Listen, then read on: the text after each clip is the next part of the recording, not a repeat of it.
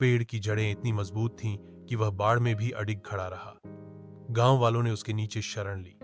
कुछ लोगों ने अपनी जान बचाने के लिए उसकी डालियों पर चढ़कर रात बिताई।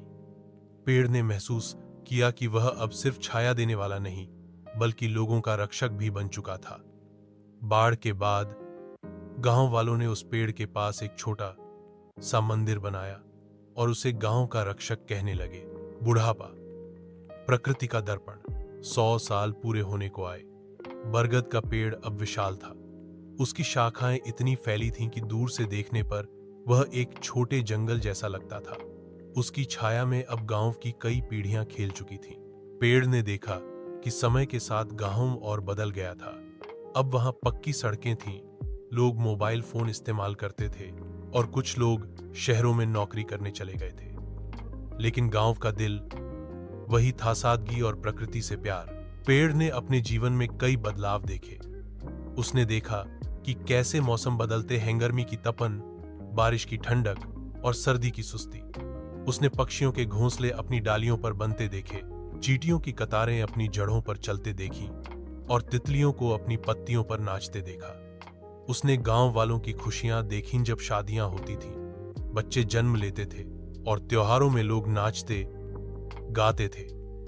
उसने उनके दुख भी देखे, जब कोई बीमार पड़ता, जब कोई अपनों को खो देता या जब फसल खराब हो जाती। पेड़ को अब लगता था कि वह प्रकृति का एक हिस्सा नहीं, बल्कि प्रकृति का दर्पण है। उसने देखा कि कैसे इंसान और प्रकृति एक दूसरे से जुड़े हैं। जब लोग उसकी छाया में बैठते तो वह उनकी बातें सुनता। एक बार एक युवा लड़के ने अपनी प्रेमिका को पेड़ के नीचे प्रपोज किया। पेड़ ने उनकी खुशी को महसूस किया। एक बार एक बूढ़े व्यक्ति ने पेड़ के नीचे बैठकर अपने बेटे की याद में आंसू बहाए और पेड़ ने उसका दर्द महसूस किया। प्रकृति का सबक। 100 साल की उम्र में पेड़ अब भी हरा भरा था, लेकिन उसकी कुछ डालियां कमजोर हो चुकी थीं। गांव के बच्चे अब भी उसके नीचे खेलते थे, लेकिन अब वे उसे बूढ़ा बरगद कहते थे। पेड़ को यह नाम पसंद था। उसने सोचा, मैं बूढ़ा हूं, लेकिन मेरा जीवन अभी भी गांव के लिए उपयोगी है। उसने देखा कि गांव वाले अब पर्यावरण के प्रति जागरूक होने लगे थे। वे पेड़ पौधे लगाने की बात करते और स्कूल के बच्चे हर साल उसके पास नए पौधे रोपते।